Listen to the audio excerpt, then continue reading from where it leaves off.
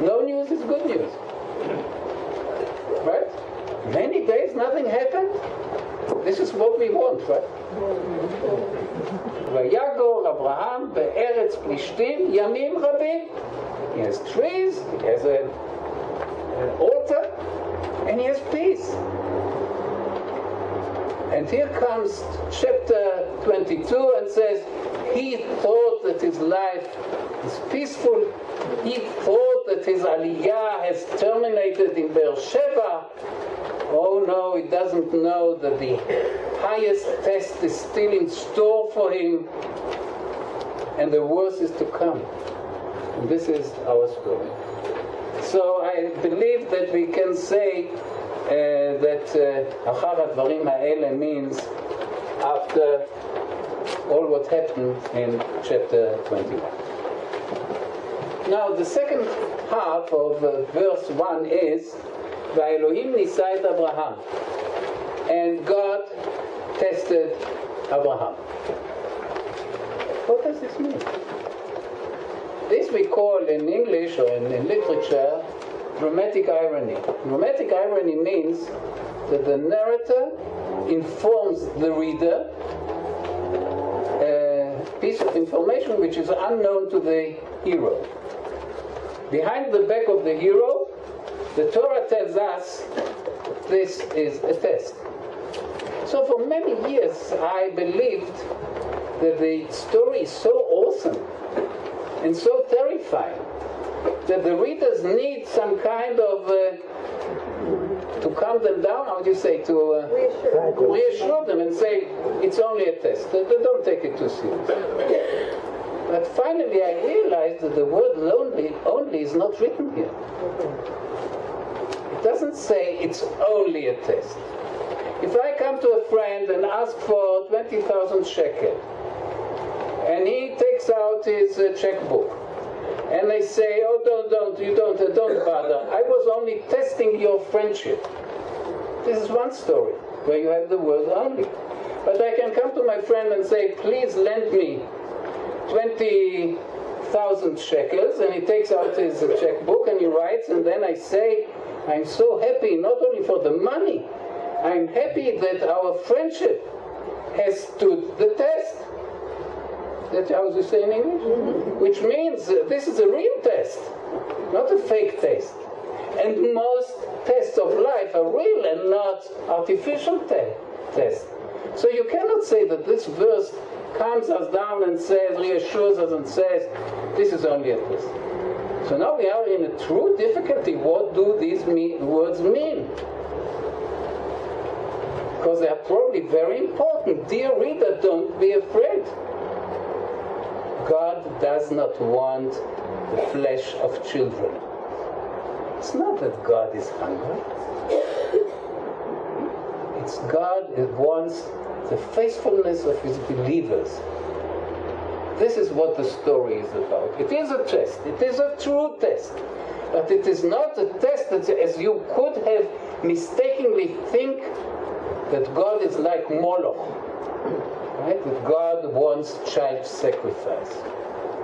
So it mitigates to a certain extent our terror reading this story. And now the story starts and we don't know whether it's night or day. We don't know whether Abraham is looking at the stars or sleeping. We know only that God calls out Abraham and he says, Hineni, which is in English, here I am. And it's quite a difficult word. As you know, here I am is the word of presentness. When I was learning in elementary school in Yerushalayim centuries ago, in a different century, they would say Uri, and I would say Hineni. This was. Today they say They don't have time for Hineni. But we would say Hineni, which means here I am. It's a word of presentness. But in the Bible, almost always, The word of presentness means preparedness, which means I'm fully with you, which I never meant when I said I didn't know that I'm supposed to, but what in any means, and if I would have known, I would look for another word. So why is it so? You have to learn a small piece of biblical psychology to understand why preparedness is expressed by presentness. Because in biblical psychology, whether something happened or not is decided more internally than externally. For instance, next week somebody will ask you, have you been at Pardes last week? So you said, for sure, they even took a picture of me. This is Western thinking. If they have a picture, it means a proof that you have been here. In biblical thinking, it doesn't mean anything. Maybe you have dreamt. Maybe you have slept. Maybe you have thought about other things. Were you really there? Could you say Hineni? Which means I am truly with you. Sometime on the phone we asked, are you with me? The biblical answer is, for sure I am fully with you. I am with you. Hineni. So if God asks Adam and Chava, where are you? It's not a question about the location. It's a question of why don't you face me? Why can't you say Hineni? Why do you evade me?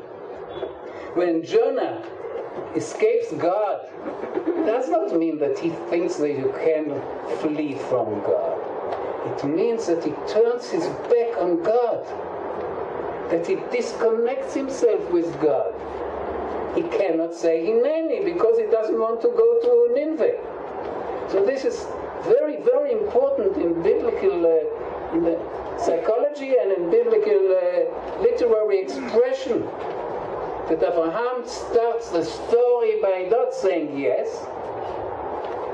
He says, whatever you demand of me, I am prepared to do. Poor man, he didn't know the continuation of the story. But it starts with Hineni, the strongest word in this connection of a test. Let's continue.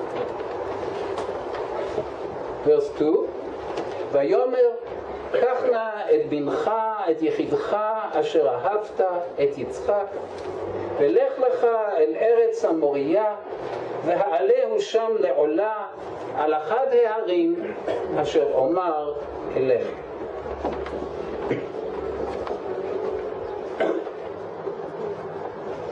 And he said, and God said, take pray is now, please, right? Take pray your son, your only one, whom you love, Yitzchak, and go forth to the land of Moriah, and offer him up as a burnt offering on one of the mountains which I shall say to you. So God says to him, please, take your son, your only son, your beloved one, Yitzchak, and make a burnt offering of him in an indefinite location, somewhere in Har Moriah, in the place which I'll show you. Ask yourself, why do we need these three adjectives before the word Yitzchak? God could have said, take Yitzchak. So whoever knows Rashi knows one of the most beautiful midrashim, but I don't want to repeat it because I am searching for the pshat. What does God say? Or let me give you an example from everyday life. If I come with a request to a friend, I can upgrade my request and say, I come to you and ask something very big. Or I can downgrade, you say? And the request and say, I want something very small. Now, believe you can think what is nicer and what is more polite. it's easier to say, you know, I want something very easy. I know for you 20,000 shekels is nothing, so I want something very small. God says, I know exactly what I demand. Your son, your only son. After the expulsion of Ishmael, he is his only son. You see the relevance of chapter 21 in this word, only son. Your son, your only son, your beloved son. So it's not, you don't have to tell me that he is your only son. I know exactly that he's your only son. In Bar Ilan, I teach a whole year the Akedat Yitzchak, and what I do today, in one evening I do something in 4 sessions, and then we learn the Akedah in medieval poetry, in Israeli modern secular poetry, and finally in art. So Israeli secular poetry, you can say that the biblical themes, it is the strongest one. In other words, there are more secular Israeli poems about the Akedah than about any other biblical theme. Because the theme of sacrificing children for the sake of the security of our nation, of our land, is a very crucial and central theme. And it's natural that people will choose the Akedah as a mode of expression and say what Abraham was demanded, we are demanded sevenfold, because with Abraham it was not a real sacrifice, with us it is a full-fledged sacrifice. There are among these poems which are strengthening the person who lost his child, and there are others which express a protest. As you know, many poems and pieces of art are expressing protest. And they say, who gave the parents the right to sacrifice their children? Why don't they go themselves? What kind of sacrifices? Is this a legitimate? I would put it very harshly. These parents were too much Zionist, and they were more Zionist than parents. They loved the country more than their children. So, we don't learn these poems now. What is important is to take the question of these poems and place it in the midst of our learning. Is Abraham will come out of this story as a wonderful servant of the Lord. But will he come out as a good father? This is a legitimate question. Does the Torah place this question and answer it? So I'm pleased to see that God says, Asher ahavta, the son, the only one whom you really love. This is highly important if you ask this question, right? It's not that Abraham is an old man about 100 who is indifferent about children. No. He really loves Yitzchak, which makes the story more human and stronger, right? But surely this is not the answer to our big question. It will hover in this room till we finally understood. So God says to him, now something got lost in the English. Totally lost. And the author tries very hard to be faithful to the text. In Hebrew it says, Lech lecha el eretz ha-Moriah. So in English it says, and go forth to the land of Moriah. But you don't hear the words Lech lecha. Now the words Lech lecha appear in the whole Bible. I don't speak about the Torah. I speak the whole 24 books. Only twice. In chapter 12 and in chapter 22. Which means that they appear when God says to Abraham, you go forth from Haran, from wherever you live, to the land of Canaan.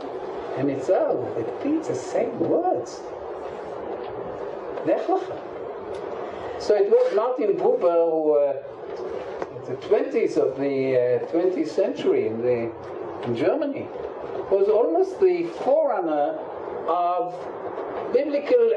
literary study of a biblical narrative. I can't explain to you why he did it. It was an answer to a German